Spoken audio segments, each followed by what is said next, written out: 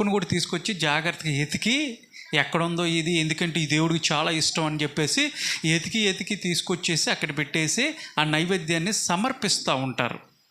జాగ్రత్త కాసుకుంటూ ఉంటారు. గవికిన ఎవరైనా పిల్లలు గవికిన తీసుకొచ్చి నోట్లు వేసుకుంటారేమో, సరాసరి అక్కడికి వెళ్ళిపోతారు, దేవుడి దగ్గరికి వెళ్ళిపోతారు అని చెప్పేసి ఆ నైవేద్యాన్ని అక్కడ పెట్టి గన్నేను పప్పును సాయంకాలం వరకు జాగ్రత్త కాసుకొని కూర్చుంటారు.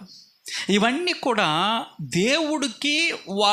దేవునికి ఏవైతే నచ్చినవో అవన్నీ కూడా వాళ్ళు ఆ పదార్థాలన్నీ కూడా తీసుకొని వచ్చి దేవునికి నైవేద్యాన్ని ఇస్తూ ఉంటారు. అయితే ఇక్కడ భక్తుడు చెప్తున్నాడు, మనం ఆరాధిస్తున్నటువంటి దేవుడికి నైవేద్యం ఏంటి తెలుసా?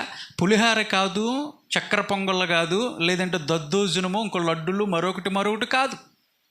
అయ్యా నీకు నైవేద్యం ఏంటంటే, నేను చేతులెత్తి సాయంకాలము నీ వైపు చేతులెత్తితే నైవేద్యం.